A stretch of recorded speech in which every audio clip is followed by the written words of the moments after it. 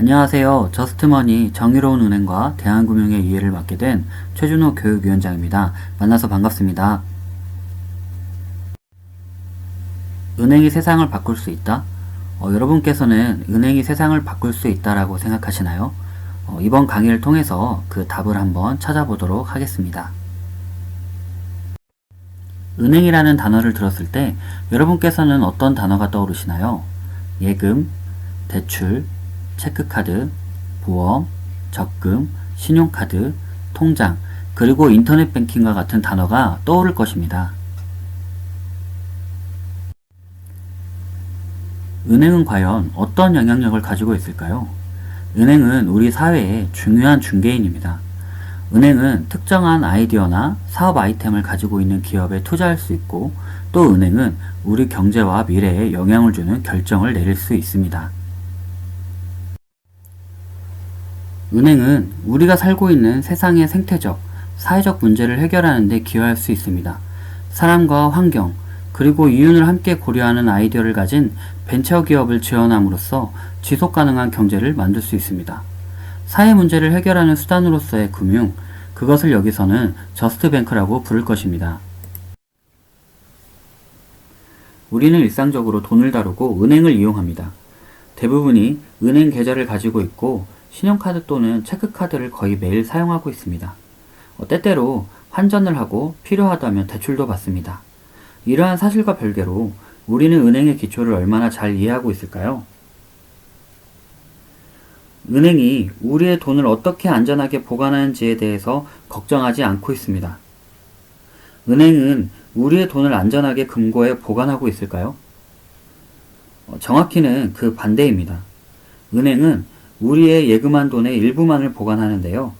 상당수의 돈은 외부의 투자나 대출을 통해 더 많은 수익을 내는 데 사용됩니다. 실제로 은행이 보관하고 있는 우리들의 돈의 비율, 그것을 부분지급 준비율이라고 합니다. 예를 들어서 은행에 100만원을 예금했다고 했을 때요. 은행의 지급 준비율이 1%라면 은행은 예금 99만원을 다른 고객에게 투자하거나 대출할 수 있습니다. 우리가 은행에 맡긴 돈이 어떤 기업가가 새로운 사업을 시작하거나 누군가가 집을 구입하는 데 사용될 수 있습니다. 다시 말해, 당신은 여전히 100만원을 은행에서 인출할 수 있지만 동시에 은행은 우리의 예금에서 99만원을 누군가에게 투자 혹은 대출할 수 있습니다. 넓은 맥락에서 살펴보면 시중에 100만원 더하기 99만원, 총 199만원의 돈이 순환되는 것인데요. 이것이 은행이 돈을 만드는 방법입니다. 그렇기 때문에 부분지급 준비율 제도는 경제활동을 촉진시키는 한편 위험을 가져올 수 있습니다. 만약 돈을 은행에 맡긴 모든 사람들이 동시에 예금을 인출하려고 한다면 무슨 일이 생길까요? 은행은 예금의 1%만을 보관하고 있기 때문에 자신의 예금을 돌려받기 원하는 사람들에게 예금의 전액을 돌려줄 수 없게 됩니다. 이것이 은행에서 뱅크런이라 불리는 사태인데요. 은행이 이런 문제에 부딪히면 중앙은행에서 돈을 빌려 고객의 예탁금을 돌려줄 수 있습니다. 또는 부분지급 준비율을 1%에서 5%, 10%로 조정하여 위험성을 낮출 수도 있습니다. 은행은 예금자의 신뢰를 확보하기 위해 이와 같은 방법을 고민할 수 있습니다.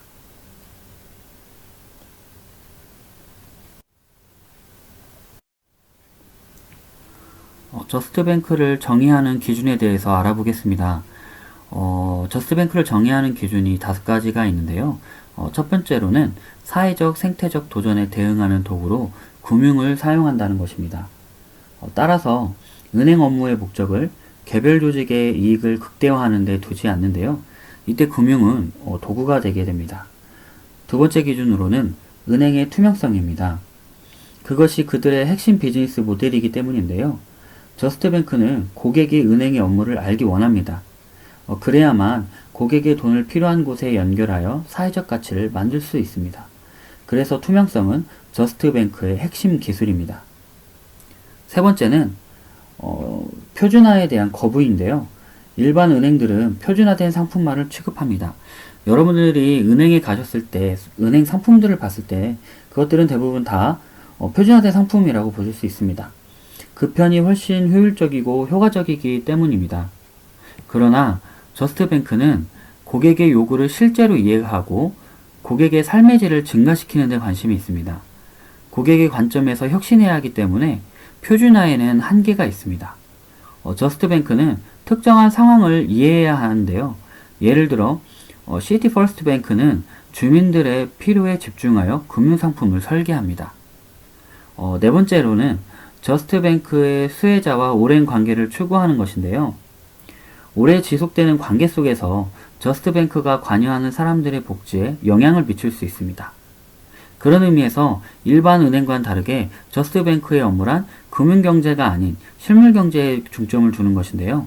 따라서 파생상품과 같은 금융상품은 저스트뱅크의 업무가 아닙니다. 마지막으로 위의 모든 기준들이 저스트뱅크의 핵심 비즈니스 모델이 되어야 합니다. 단지 기업의 사회공헌 부서에서 일부 취급하거나 프로젝트 단위의 캠페인으로 진행해서는 안 됩니다. 앞서 확인한 기준들이야말로 저스트뱅크의 핵심 원리가 되어야 합니다.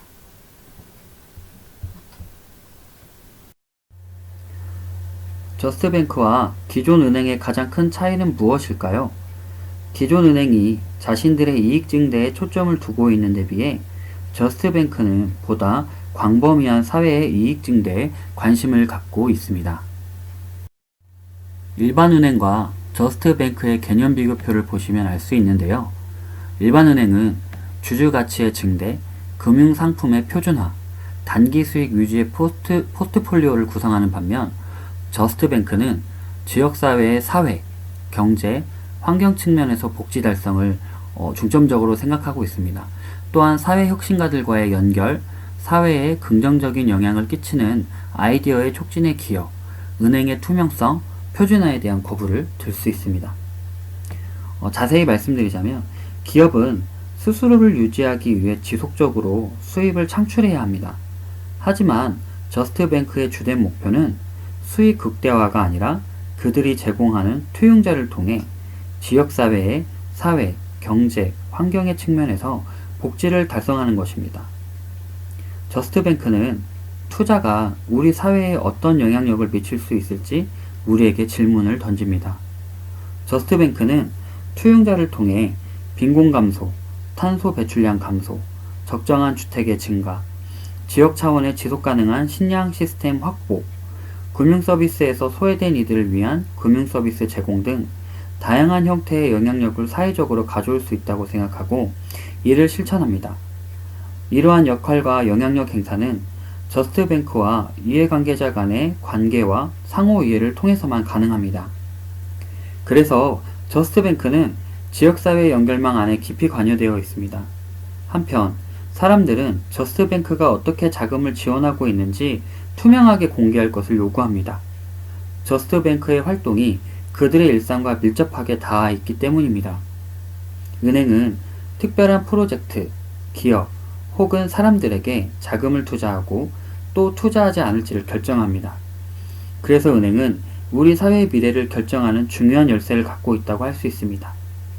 저스트뱅크는 이러한 은행의 역할을 고심하면서 자신들의 미션에 그 역할을 반영합니다. 보다 의미 있는 프로젝트에 자금을 지원하는 것 외에도 저스트뱅크는 사회혁신가들을 연결하고 그들의 아이디어가 사회 안에서 확장되어 갈 수 있도록 촉진시키는 역할에도 관심을 갖고 참여합니다. 여러분들께서는 주거래 은행을 선정할 때 어떤 기준으로 주거래 은행을 선정하시나요? 많은 분들이 아마 이율 또는 수수료 면제 아니면 집에서 가깝다든지 직장에서 가까운 은행을 주로 주거래 은행으로 사용하실 텐데요. 최근에 재미있는 기사 하나가 나왔습니다. 여러분들도 아실지 모르겠지만 하나은행이 5% 적금 상품을 인터넷 상품으로 내놓게 됐는데요. 굉장히 많은 사람들이 이 하나은행 5% 적금에 들기 위해서 몰려들었다고 합니다. 저도 하나은행 인터넷 뱅킹이 돼 있어서 한번 인터넷 뱅킹 사이트를 들어가 봤는데요. 마비가 될 정도로 많은 인파들이 몰려서 은행 업무를 못 보게 되는 경우가 생기기도 했습니다. 이처럼 이율이 높은 거에 대해서 많은 사람들이 관심을 가지고 그 상품을 들기 위해서 많이 몰리게 되는데요. 또 한편으로는 신협의 사회적 예탁금을 들 수 있습니다. 하나은행 5% 적금과 신협 사회적 예탁금에 좀 비교가 될 수 있는 상품인 것 같은데요. 신협 사회적 예탁금은 예금 가입자와 신협이 함께 재원을 조성하여 사회적 경제 활성화를 지원하는 정기 예금 상품입니다. 이율은 낮지만은 이 상품을 통해서 사회적 경제 활성화 지원 및 사회적 경제 기업 자금으로 활용하게 된다는 상품인데요. 과연 우리가 추구해야 될 상품은 어떤 것일까요? 이 하나은행의 5% 적금일까요? 아니면 신협의 사회적 예탁금일까요?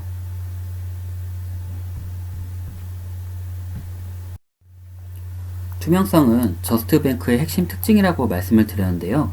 투명성이 갖는 영향력의 좋은 사례로 책임 투자 운동이 있습니다. 예로 설리번 원칙을 들 수 있는데요.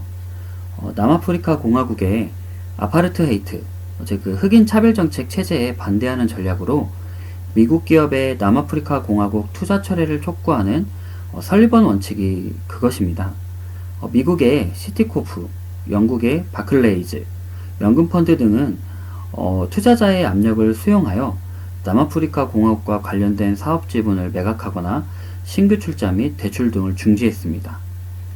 금융기관 등의 강력한 제재로 인해서 남아프리카 공화국은 1985년 채무 불이행을 선언하게 되고 그들의 통화인 랜드와의 가치는 1980년 1달러에서 1986년 말에 21센트로 폭락하게 됩니다.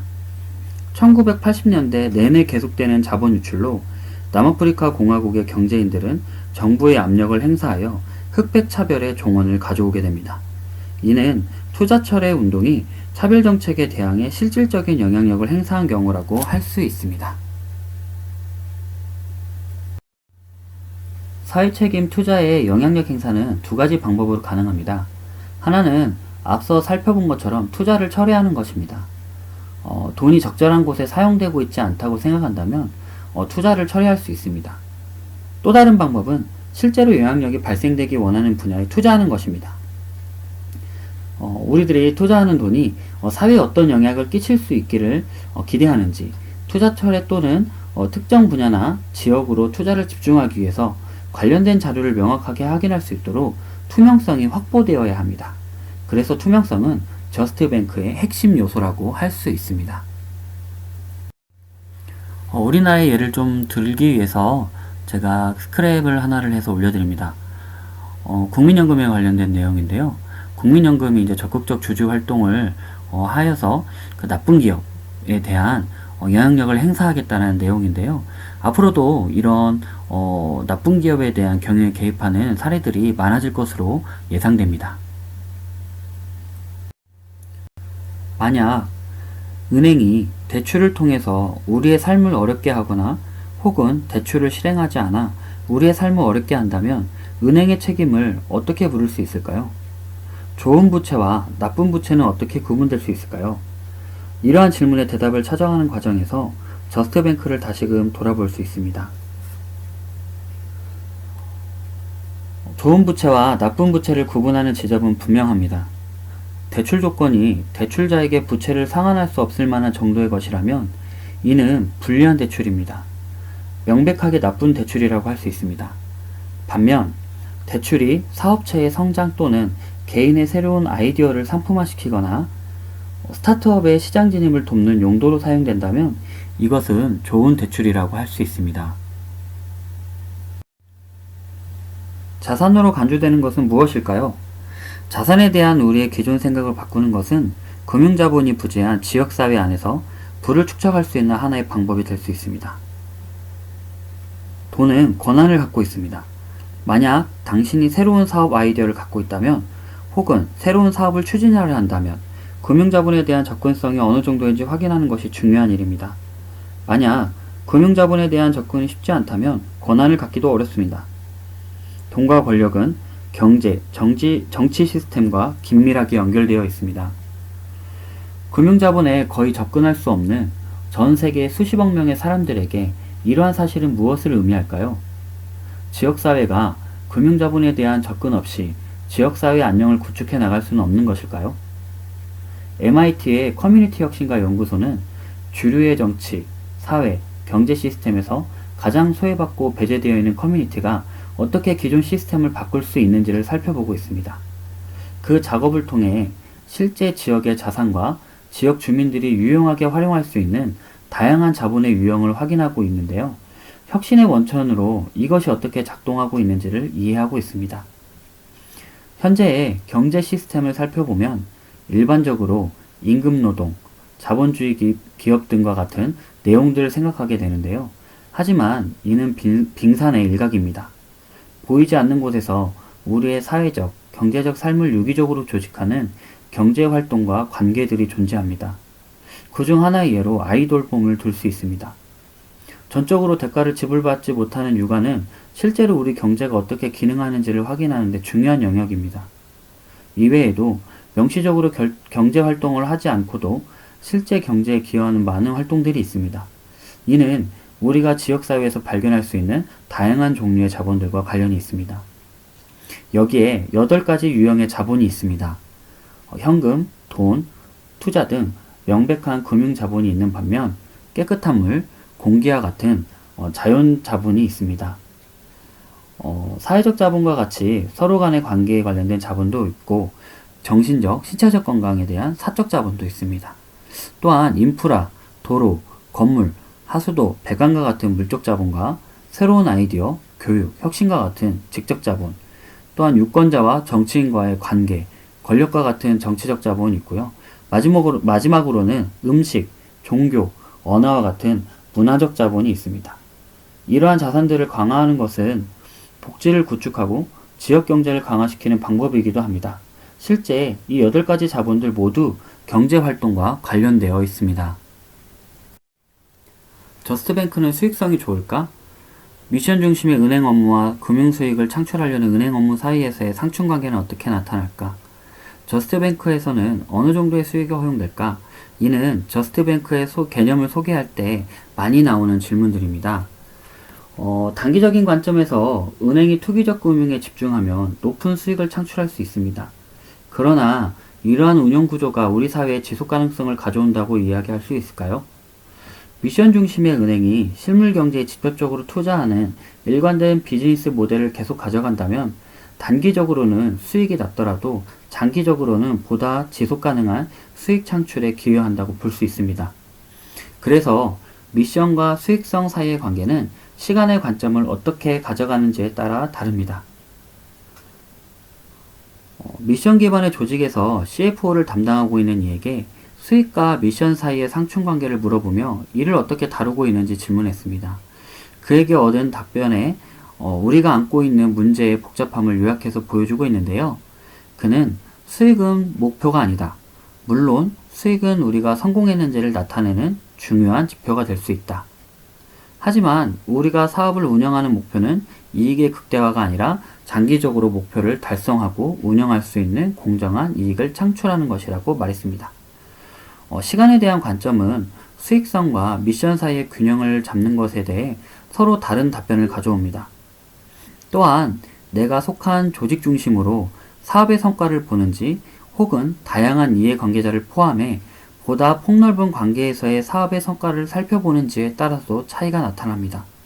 예를 들어 재무적인 측면만을 살펴보는지 또는 지역사회 구성원, 사회, 전체적인 경제를 포함시킬 것인지에 따라 수익과 미션에 대한 논지가 달라질 수 있습니다. 은행, 금융기관이 자신들의 미션을 발전시킬 수 있도록 하는 6가지 핵심 요소에 대해서 알아보도록 하겠습니다. 첫 번째로는 조직 문화입니다. 조직 문화는 잘 보이지는 않지만 조직 안의 미션이 어떻게 작동하는지에 있어 매우 중요합니다. 수십 년간 조직 문화와 조직 학습을 연구한 MIT의 에드가 샤인의 연구를 살펴보면 조직 내 문화를 가시적, 비가시적으로 구분하고 있음을 알 수 있습니다. 그는 인위적인 요소라고 하는 가시적인 수준의 문화가 있다라고 말을 합니다. 예를 들어 그린 프로젝트에 대한 자금 조달을 진행하는 은행이지만 실제 재생 가능 에너지를 은행 내부에서 사용하지 않고 가스 배출량이 많은 차량을 사용하는 은행이 있다고 가정해 봅시다. 그린 프로젝트라는 사업 아이디어에 집중하고 있지만 이러한 특징이 실제 조직 문화에 스며들어 있다고 할 수 없습니다.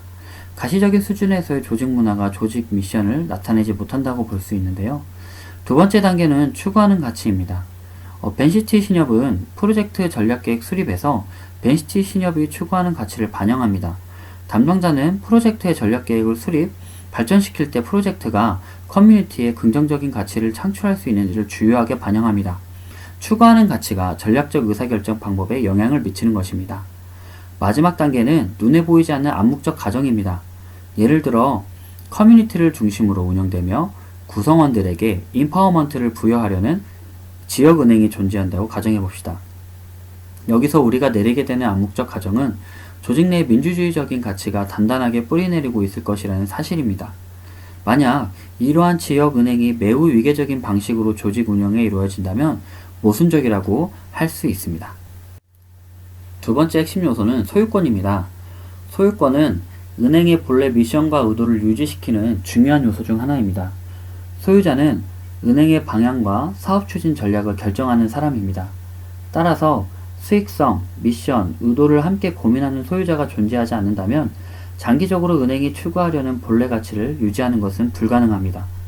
대부분의 일반 은행은 주주들에게 최대의 수익을 창출하는 것에 미션과 의도를 둡니다. 저스트뱅크 역시 수익을 창출하는 것에 집중하지만 단순히 수익을 내는 것에 집중하는 것이 아니라 저스트뱅크의 미션에 기반한 임팩트를 창출하는 것과 둘 간의 균형을 맞추기 위해 노력합니다. 그래서 수익 창출에 대한 기준이 일반 은행과 비교할 때 다르고 소유자들과의 관계 역시 다릅니다. 은행은 다양한 소유권 모델이 존재합니다.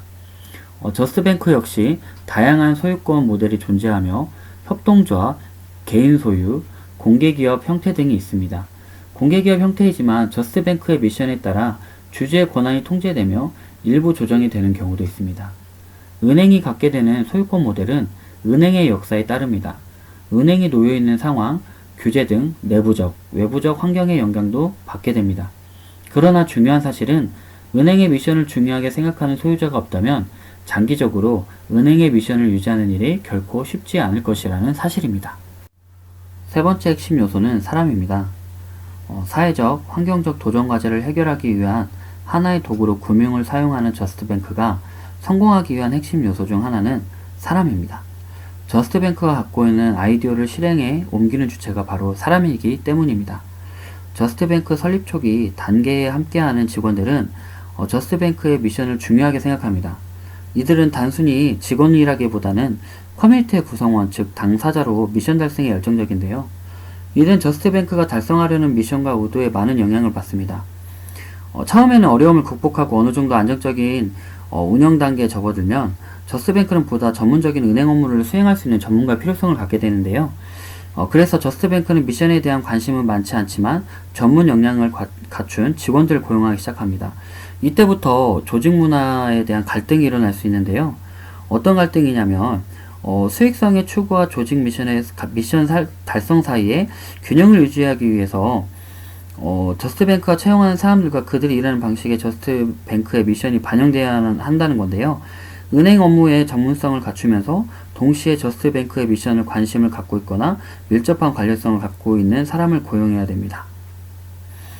저스트뱅크가 직면하게 되는 또 다른 과제는 사람들에 대한 교육입니다. 우리가 미션에 기반한 조직에서 일할 때 얻게 되는 많은 장점 중 하나가 조직에 적극적으로 참여할 것을 독려받고 참여를 통해 성장할 수 있다는 동기부여를 얻고 안팎으로 혁신할 수 있다는 사실입니다. 하지만 직원 개개인의 미션과 저스트뱅크의 미션이 일치할 것을 요구받기 때문에 이들의 업무 역량을 본질적으로 향상시키는 일이 생각처럼 쉽지는 않습니다. 예를 들어서 환경보호나 재활용에 전혀 관심 없는 사람이 녹색은행에서 일한다는 것이 과연 가능할 것인가? 그 사람이 녹색은행이 추구하는 가치를 자신의 가치과 조율하면서 일해야만 하는 것일까? 이런 부분들은 우리가 고민해야 될 부분이고요. 또 HR 분야 전문가는 개인의 자유로운 결정이 무엇보다 중요하다고 말합니다.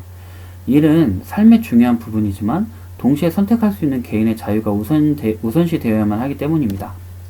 이런 토대가 있을 때 저스트뱅크와 같은 가치 중심 은행이 추구하는 가치가 현실에서 제대로 의미 있게 작동한다고 할 수 있을 것입니다. 네 번째 핵심 요소는 거버넌스와 리더십입니다.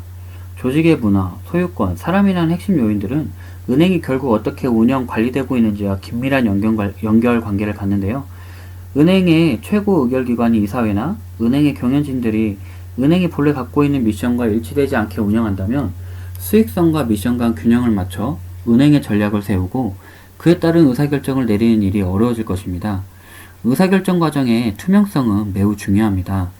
이는 은행 자체의 투명성 확보만이 아니라 은행의 운영 방식에서 핵심적인 요소입니다. 리더십에서는 의사결정의 투명성을 어떻게 확보할 수 있을지 고민해야 됩니다. 리더십은 조직의 특정 영역에만 존재하는 것이 아닙니다. 특히 저스트뱅크에서 리더십은 모든 영역에서 작동해야 한다는 사실이 중요합니다. 업무 분야는 물론 각기 다른 배경과 아이디어를 갖고 있는 구성원들 모두를 리더십은 포괄해야 합니다. 저스트뱅크의 직원들은 저스트뱅크의 미션이 자신의 업무에 어느 정도까지 연결되어 영향을 줄 것인지 혹은 전혀 영향을 끼치지 않을 것인지 등 서로 다른 기대 수준을 갖고 있습니다. 이러한 차이는 조직 내부의 갈등을 발생시킬 수 있는데요. 의사결정을 내리는 데 어려움을 줄 수도 있습니다. 그래서 저스트뱅크에서는 조직 내 서로 다른 이해와 기대 수준을 조정하며 처리하고 저스트뱅크의 미션과 수익성 사이의 균형을 유지할 수 있는 의사결정을 내리는 리더가 필요합니다. 다섯 번째로는 정책과 프로세스입니다. 가치를 추구하는 은행의 국제연합은 사회적 은행이 추구해야 하는 방향을 담은 원칙을 제정하고 트리플 바텀라인, 즉 사회, 환경, 경제적 성과를 설정하고 있습니다. 이에 따라 조직을 운영하는 것은 조직 내부의 정책과 프로세스에 직접적으로 반영되어야 하기 때문에 6가지 요인 중 하나로 정책과 프로세스를 언급할 수 있습니다. 단순히 최대 이익을 창출한다는 수익성에 대한 목표를 설정한다면 조직 내부의 정책을 수립할 때 큰 어려움을 겪지 않을 것입니다. 수익의 달성이라는 양적 지표의 수립과 그에 대한 확인이 명확하고 가장 높은 수익을 달성한 구성원에게 보너스를 지급하는 방식으로 조직 내부의 보상 정책을 수립할 수 있습니다. 그러나 저스트뱅크와 같이 사회적, 환경적으로 긍정적인 임팩트를 창출하는 것이 조직의 주된 목표라면 이에 대한 구성원들의 목표 달성 확인, 보상 방식을 기존과는 완전히 다르게 접근해야 할 필요가 있습니다. 지금까지 살펴본 5가지 요인들은 조직 내부에 관련된 것이라면 마지막으로 살펴본 요인은 외부와 관련된 것입니다. 즉, 고객, 조합원 등을 포함해 다양한 이해관계자들에 대해 저스트뱅크가 갖는 책임입니다. 책임감은 본질적으로 은행에 어떤 문제가 발생했을 때 이를 해결하기 위해 다른 구성원들과 얼마나 투명하게 소통할 수 있는지와 관련되어 있습니다. 예를 들어 독일의 GLS 은행은 주기적으로 발행하는 매거진을 통해 진행하고 있는 사업의 전반적인 내용을 전달하고 있고요. 트리오도스 은행은 자체 웹사이트 내 구글 지도를 통해 어떤 지역, 어떤 분야의 프로젝트에 대출이 집행되는지를 알리고 있습니다.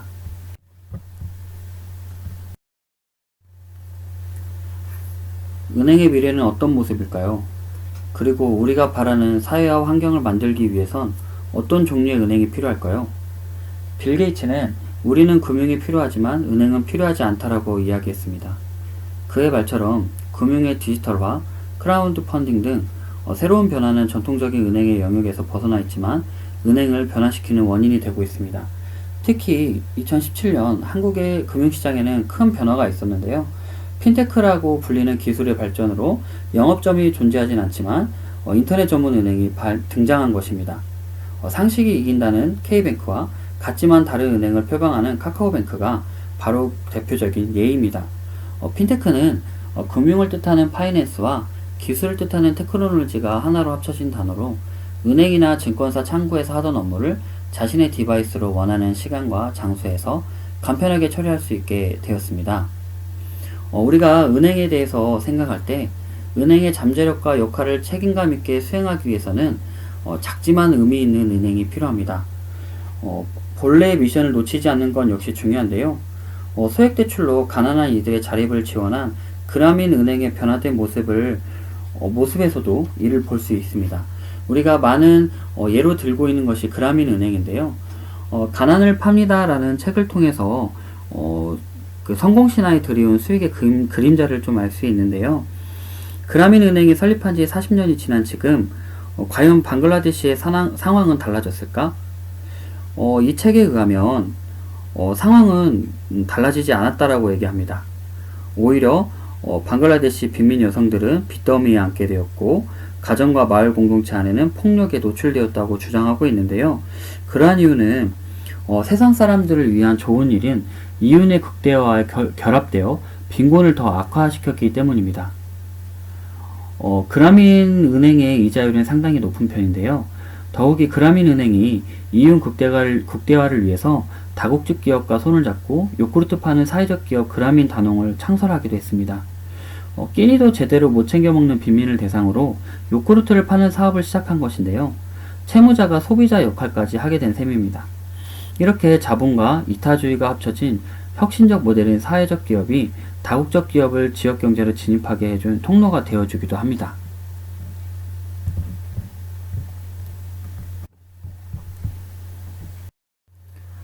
우리가 저스트뱅크의 존재를 이제 확인했다면 과연 우리는 무엇을 해야 할까요? 첫 번째로는 우리 청년신협운동에 같이 동참해 주시면 됩니다. 여러분들께서는 지금 활동가로서의 역할을 하기 위해서 이 강의를 듣고 계실 텐데요.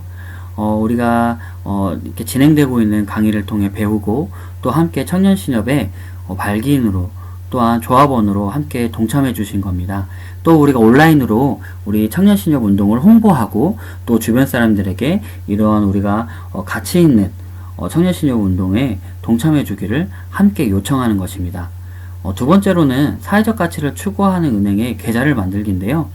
앞으로 우리가 청년신협이 만들어진다면 우리 청년신협의 계좌를 만들기 운동을 하는 것입니다.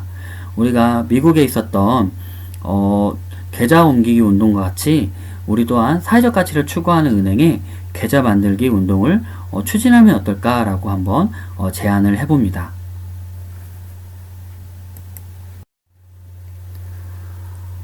강의를 처음 시작할 때 드렸던 질문입니다. 은행이 세상을 바꿀 수 있다? 여러분, 짧은 시간이지만 이 저스트뱅크에 대한 이해를 들으면서 어떤 생각이 드셨나요? 과연 은행이 세상을 바꿀 수 있을까? 저는 은행이 세상을 바꿀 수 있다라고 생각합니다. 특히 우리가 추구하고 있는 청년신협 운동을 통해서 우리의 세상을 또 우리 지역사회를 변화시킬 수 있다라고 생각합니다.